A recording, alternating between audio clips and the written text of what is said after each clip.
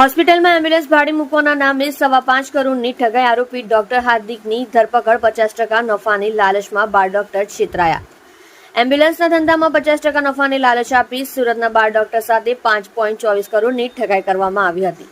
આ કેસની તપાસ ઇકો સેલ દ્વારા કરવામાં આવી રહી હતી. હોસ્પિટલમાં એમ્બ્યુલન્સ ભાડે મૂકવાના નામે કરવામાં આવેલી કરોડ રૂપિયાની ઠગાઈ મામલે મુખ્ય સૂત્રધાર આરોપી ડોક્ટર હાર્દિક પટવાની સુરત ઇકોનોમિક સેલે ધરપકડ કરી છે. સ્મીમેર હોસ્પિટલના ડોક્ટર સહિત 3 આરોપીએ ઠગાઈ આચરી હતી. પાલિકા સંચાલિત સ્મીમેર હોસ્પિટલના ડોક્ટરે તેના 2 ભાગીદાર સાથે મળી 12 ડોક્ટર સહિત 13 જણાને એમ્બ્યુલન્સના ધંધામાં રોકાણ કરાવી 50% નફો આપવાની વાત કરી 5.24 કરોડની ઠગાઈ કરી ફરાર થઈ ગયો હતો.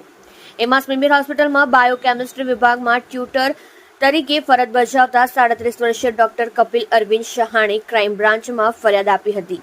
એના આધારે પોલીસે સ્મીમેર હોસ્પિટલના ડોક્ટર હાર્દિક રમેશ પટવા, તેના ભાગીદાર હેમંત ડાહિયા પરમાર અને મયુર વાલ્મીકી ગોસ્વામીની સામે ઠગાઈનો ગુનો દાખલ થયો છે. આખરે આ પ્રકરણમાં મુખ્ય સૂત્રધાર ડોક્ટર હાર્દિકની ઇકો સેલે ધરપકડ કરી છે. અગાઉ 2 એમ્બ્યુલન્સ સંચાલકોની ધરપકડ કરવામાં આવી હતી. ડોક્ટર કપિલ અને ડોક્ટર કેયુર સહિત અન્ય 11 લોકોએ એમ્બ્યુલન્સના ધંધામાં રોકાણ કરવાની તૈયારી બતાવી હતી. ડોક્ટર હાર્દિક પટવા અને તેના 2 ભાગીદારો હેમંત ડાયાભાઈ પરમાર અને મયુર વાલ્મીકીએ ભેગા મળીને એમ્બ્યુલન્સ ખરીદવા અને તેને કોન્ટ્રાક્ટ પર અલગ અલગ જગ્યાએ મૂકવા માટેના કુલ રૂપિયા 5.24 કરોડ લીધા હતા.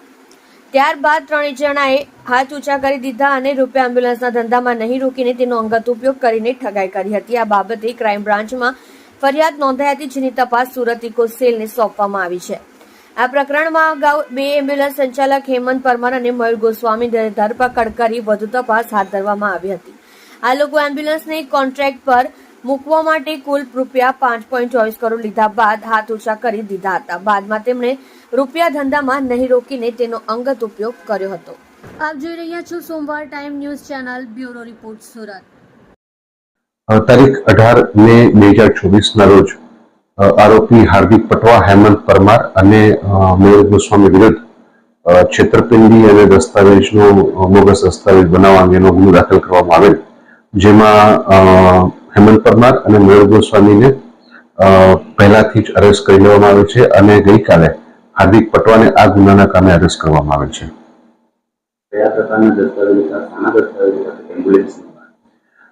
ગુનાની હકીકત એવી છે કે આરોપીઓએ ફરિયાદી અને ભોગ બનનારને એમ્બ્યુલન્સનો બિઝનેસ કરવા માટે અને તેમાંથી સારું વળતર મળશે એવું જણાવી અને તેઓની પાસેથી પૈસા મેળવી લઈ અને તેઓની સાથે છેતરપિંડી વિશ્વાસઘાત કરેલ છે. હા, આ દસ્તાવેજ અમને JSW સ્ટીલ કંપની જે છે એના નામના બનાવીને આપેલા છે. એ બાબતેની તપાસ હાલ ચાલુ છે. આ ગુનામાં 3 આરોપીઓ પહેલેથી જ 3 આરોપી વિરુદ્ધ ગુનો નોંધવામાં આવેલો હતો, જે પૈકી હેમંત પરમાર અને મયુર ગોસ્વામીને આની પહેલા ધરપકડ કરવામાં આવેલ અને ગઈકાલે હાર્દિક પટવાની ધરપકડ કરવામાં આવેલ છે.